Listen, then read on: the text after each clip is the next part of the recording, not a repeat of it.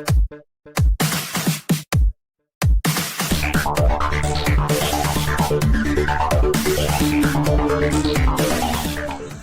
पहले तो मैं आज आपके बीच में आया हूं और आने की वजह है कि आपने प्रूफ किया है कि आप लोग कोई गरीब छोटे नीच लोग नहीं हो। आप सही मायने में देश भारत के राजा महाराजा हो और आप योद्धा हो। मैंने जब कुणाल को पूछा, मेरे कार्यालय नोएडा में जब मैं था, मेरा भाई वहां एडमिट था, उसको डेंगू था, तो कुणाल से हमने पूछा कि कितने लड़के इंडिया से गए थे खेलने के लिए, तो उसने बताया 27 लड़के हम गए थे। तो हमने कहा 27 सब हार गए क्या? कि हाँ सब हार गए, खेले हम ही जीत गए। तो मुझे पता चला कि जो गए थे वो बड़े ऊंचे घरानों के लड़के थे, बड़े पैसे वालों के लड़के थे, बड़े गोरे रहे होंगे, लंबे रहे होंगे, आईफोन उनके हाथ में होगा, 4-5 करोड़ की कोठियों में रहते होंगे, लेकिन मलिन बस्ती में रहने वाले कुणाल ने सबको धोके रख दिया। ये जो खूबसूरती थी ये मेरे मन में घर कर गई और मुझे लगा, मैंने पूछा घर की स्थिति क्या है, क्या? तो बताया कि पिताजी कर्ज लिए हैं, दर से पैसा मांगे हैं, मेरी माँ सफाई कर्मचारी है, मैं पिताजी हैं, पता नहीं क्या क्या बताया इसने। मैं सारी बातें इसकी सुना भी नहीं, इसको खाना खिला के सुला दिया, अभी सो जा कमरे में। मैंने कहा कि क्यों ना हम दिल्ली से ही कार्यक्रम बनाएं और दिल्ली, हरियाणा, मथुरा, आगरा, कानपुर, इटावा, कन्नौज, लखनऊ होता हुआ स्वागत करा दूं तेरा। मैंने कि मेरे पास बसें भी हैं, गाड़ियां भी हैं, सारी चीजें हैं। अभी बेचारा हंस रहा था, क्योंकि इसने कभी सोचा भी नहीं था ना, तो सोचा था ट्रेन से इसका टिकट भी हो गया था। तो हमने धीरेन से कहा अपनी टिकट इनका कैंसिल कर दीजिए, इन्हें हम अपने हिसाब से मैनेज करते हैं, इनको कैसे ले जाना है, क्या करना है, कहाँ ले जाना है, कहाँ इनको सुलाना है, क्या खिलाना है, ये मेरी जिम्मेदारी है। हालांकि मेरे लिए कम समय था। अगर जैसे हम तैयारी से यह कार्यक्रम करते तो हमारे काफिले में 50 वाहन हो सकते थे और शासन प्रशासन इस काफिले का हमारा साथ दे सकता था। लेकिन कुणाल के कार्यक्रम लगे हैं, कल परसों से इन्हें अपने कोच नसीरुद्दीन जी के यहाँ जाना है, तो इसलिए समय नहीं था। अब एक दिन का शॉर्ट नोटिस, सबसे कहा गया, जगह जगह किसी से खाने की व्यवस्था कराई, किसी से कुछ व्यवस्था कराई, इस तरह से कार्यक्रम सफल हुआ। खुशी की बात यह है आप सब लोगों के लिए, 2500 वर्ष से लेकर के अब तक समय समय पर ऐसे लोग इस भारत में पैदा होते रहे जिन्होंने भारत की सभ्यता, भारत की संस्कृति, भारत का सम्मान और इसकी गरिमा बचाने का काम किया। भगवान बुद्ध कहते हैं कि जो व्यक्ति अपने लिए जीता है उसे मरने से कोई बचा नहीं सकता। ध्यान से सुनिए, भगवान बुद्ध कहते हैं कि जो व्यक्ति अपने लिए जीता है उसे मरने से कोई बचा नहीं सकता, और जो व्यक्ति समाज के लिए, देश के लिए, दुनिया के लिए, संस्कृति के लिए जीता है उसे दुनिया में कभी कोई मार नहीं सकता।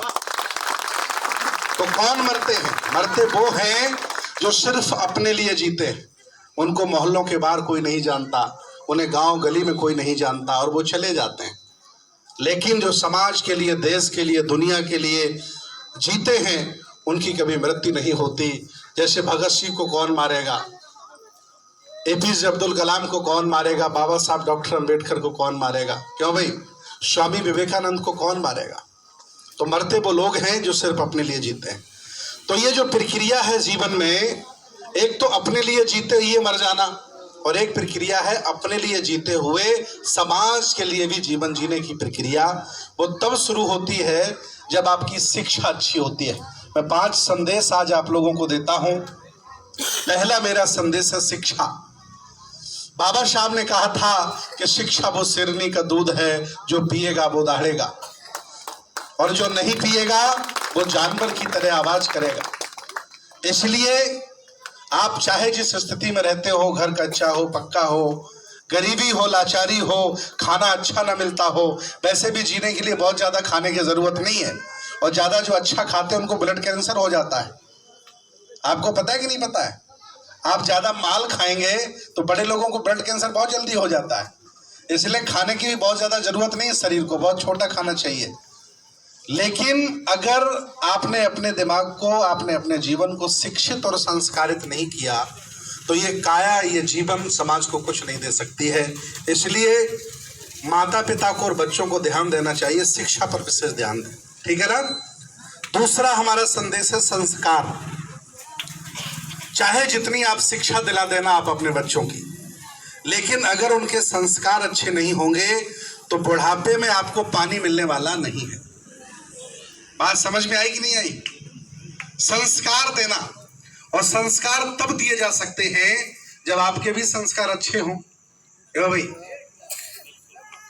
आप अपनी पत्नी को रोज मारते हो, रोज गालियां देते हो, रोज दारू पी करके आते हो, आप जितना कमाते हो उससे ज्यादा खर्च कर देते हो, आप सोते रहते हो, निठल्ले हो, आप ताश खेलते रहते हो, तो ऐसे माँ बाप बच्चों को अच्छे संस्कार भी नहीं दे पाते। बात समझ में आई? बड़ा हंस रही है ये महिला, देखिए लग रहा है कि इन्हीं की कहानी हम सुना रहे हैं। शिक्षा और संस्कार दो बातें। और तीसरा हमारा संदेश है संगति। चाहे जितनी अच्छी शिक्षा दिला देना, चाहे जितने अच्छे संस्कार दे देना, अगर आपके बच्चों की अच्छी संगति नहीं है तो पढ़ाई लिखाई का कोई फायदा नहीं है। मैंने दुनिया में देखा है कि बहुत पढ़े लिखे लोग दारू पीने लगे, बहुत पढ़े लिखे लोग मार्ग से भटक गए, बहुत पढ़े लिखे लोग जुर्म करने लगे, बहुत पढ़े लिखे लोग गंजेड़ी हो गए, भंगेड़ी हो गए, बहुत पढ़े लिखे लोग चरित्रहीन अपना कर लिए। इसलिए संगति पर भी ध्यान देना है। जैसे कुणाल रोज जाता था प्रैक्टिस करने के लिए, तो एक अच्छी संगति थी ना, तो इसके परिवार वालों ने कभी मना नहीं किया होगा कि फाइटिंग आइटिंग मत कर, कम से कम बुरा काम तो नहीं कर रहा है, कुछ तो कुछ सीख ही रहा है। तो वैसे ही इस शरीर से, इस जीवन में जो भी अच्छे कार्य हों उन्हें करते रहिए, उन्हीं से आपकी सफलता मिलती है, बहुत लोग आगे बढ़े। तो संस्कार, शिक्षा, संस्कार और संगति पर भी ध्यान दीजिए। और चौथा है एकता। जिस घर की, जिस परिवार की, जिस समाज की एकता होती है उसका देश में बड़ा सम्मान होता है। इसलिए आपको अपने मान सम्मान के लिए अपनी एकता भी बना के रखनी होगी और सब लोगों से प्यार, सद्भाव, व्यवहार अच्छा रखना पड़ेगा। ये जीवन का मूल मंत्र है। और पांचवा संदेश है आइडेंटिफिकेशन, व्यक्तिगत पहचान। ये जो व्यक्तिगत पहचान का मसला है ये सब लोगों में नहीं होता है। 100 में कोई एक आध दो लोग पैदा होते हैं जिनके मन में ये भाव आता है कि मुझे अपनी पहचान बनानी है। कोई IAS, PCS, जजेस, डॉक्टर, इंजीनियर, नेता, अभिनेता, व्यापारी, सन्यासी, खिलाड़ी, आर्टिस्ट बनकर के अपनी पहचान बनाता है। और भी मार्ग हैं, बौद्ध भिक्षु बनिए, ये भी एक पहचान का माध्यम है। लेकिन यहाँ भी संघर्ष करना पड़ेगा, ऐसे नहीं खाली और सो गए। यहाँ भी पढ़ना पड़ेगा, संघर्ष करना पड़ेगा। आज हमें 27 ईयर हो गए, 27 साल हो गए हैं। मैं बचपन में ही सन्यासी बन गया था, जैसे बाबा योगी आपके बन गए थे, बचपन में साधु बने थे ना, मुख्यमंत्री बन गए। हालांकि मैं राजनीतिक नहीं हूँ, मेरा आध्यात्मिक और सामाजिक क्षेत्र है।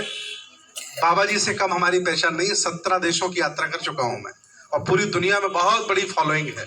वो पावरफुल हो सकते हैं, धनवान हो सकते हैं, लेकिन पहचान उनसे कम नहीं है हमारी। हमारा भी बहुत बड़ा नेटवर्क है पूरी दुनिया में, पूरी दुनिया के बौद्ध हमें जानते हैं।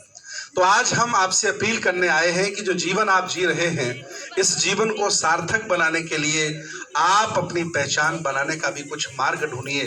अपनी अपनी पहचान बनाइए। अगर आप पहचान नहीं बना रहे हैं तो जीवन आपका व्यर्थ है, जन्म लेना आपका व्यर्थ है। आप ईमानदारी से अपने माता पिता के नालायक संतान ही होंगे, लायक संतान नहीं हो सकते। इसलिए आप इन चीज़ों पर अमल करिए, आगे बढ़िए, और मेरी मंगल कामनाएं आपके साथ है। मैं सामाजिक भी हूँ, राजनीतिक अप्रोच भी रखता हूँ, धार्मिक भी हूँ। करुणा दया मन में है। करुणा दया मन में नहीं होती तो मैं दिल्ली से यहाँ तक नहीं आपके साथ चला आता। बहुत सारे काम है मेरे पास, कितनी व्यस्त जिंदगी है मेरी, मुझे कितने लोगों से मिलना था, मैंने सारा काम बंद कर दिया। परिवार वाले क्या सोच रहे होंगे, मेरा छोटा भाई जो सिविल की तैयारी कर रहा मुखर्जी नगर में, पिछले साल इंटरव्यू में रह गया IAS बनने से, और उसकी इस समय 27,000 प्लेटें, और मैं आपके साथ खड़ा हूँ। उनके मन में ये भाव होगा कि देखिए बनते जी अच्छे सन्यासी हो गए, इन्हें घर परिवार की चिंता ही नहीं है। लेकिन है, चिंता है, आपकी दुआएं हैं, आपका प्यार है। भाई को कुछ नहीं होने वाला है, और आप भी आगे बढ़ेंगे, मेरी मंगल कामना साथ है। उड़ाल की बात है, परिचय हमारा हो गया है, आगे बहुत सारे गेम होंगे, बहुत छोटी उसकी उम्र है।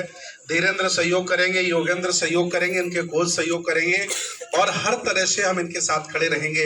पैसे की बात आएगी वहाँ भी हम लोग आगे खड़े रहेंगे। किसी मंत्री से, मुख्यमंत्री से कहीं इनको अवार्ड दिलाना होगा, दिल्ली से लेके प्रदेश तक हर जगह हम खड़े रहेंगे, क्योंकि हम नेता नहीं है जो कह करके बदल जाएंगे। हम बौद्ध भिक्षु हैं, जो कहते हैं वो करते हैं और हमने कह करके करके दिखाया। तो बहुत अच्छा लगा। पूरे मोहल्ले के लिए मेरी मंगल कामनाएं हैं। सामंजस्य बना के रखिए और अपने बच्चों को अच्छी शिक्षा दीजिए। और ये जो बच्चे हैं, धीरेन्द्र प्रताप की पूरी टीम है, ये लोग मेहनत करके ये मुकाम हासिल कर रहे हैं।